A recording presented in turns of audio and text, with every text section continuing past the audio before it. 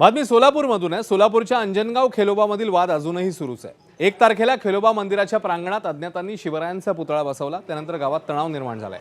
प्रशासनाने दोन्ही समाजांशी चर्चा केली, मात्र ती निष्फळ ठरली आहे। आता स्थानिक पातळीवर तोडगा काढण्याचे प्रयत्न सुरू आहेत। राजन पाटलांच्या उपस्थितीमध्ये आज दोन्ही समाजाची बैठक झाली।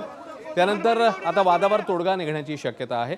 सध्या अंजनगावमध्ये पुतळा बसवणाऱ्या व्यक्तींचे जबाब नोंदवायला सुरुवात झाली आहे। जागा देवस्थानची असेल तर पुतळा काढून घेतला जाणार आहे। काही वेळापूर्वी अंजनगावमधील वाद पुन्हा एकदा चिघळला होता।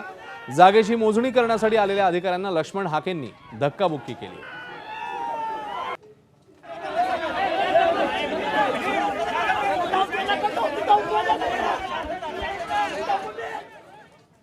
तर अंजनगावातल्या पुतळा प्रकरणी लक्ष्मण हाके, अभिजित पाटील आणि गोपीचंद पडळकर नेमकं काय म्हणतायत बघूया। सन्मानानं छत्रपती शिवाजी महाराजांचा बेकायदा रात्री अपरात्री शिवाजी महाराजांचाच अवमान होतो। यातून आम्हाला काही चांगलं वाटतंय का इथं आंदोलनाला बसायला? छत्रपती शिवाजी महाराजांच्या पुतळ्याला आमचा विरोध नाही। ज्या वृत्तीनं, ज्या प्रवृत्तीनं धनगर समाजाच्या मनात दहशत निर्माण करण्यासाठी हे कृत्य केलंय, ती माणसं मोकाट फिरतात।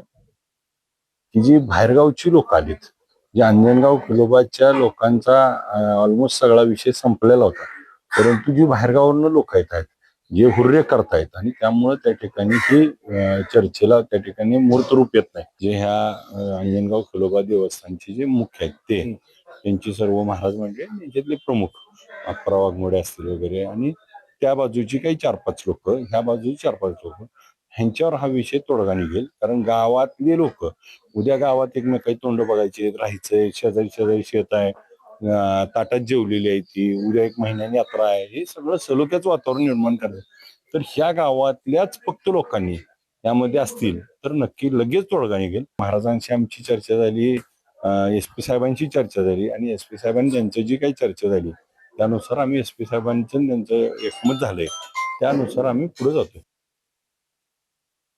हे दिसतंय असं प्रकरण नाही।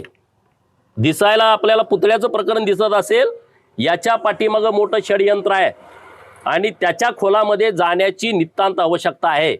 जेव्हा जेव्हा देवाभाऊ राज्याचे मुख्यमंत्री असतात तेव्हा अनेकांना पोटसूळ उठतो। त्यांना वाटतं की महाराष्ट्र अस्थिर करावा, वातावरण बिघडवावं, पण महाराष्ट्रातली जनता सुज्ञ आहे। महाराष्ट्रातली बहुतांश लोक म्हणजे 70-80% लोक ही देवाभाऊंच्या सोबत आहेत।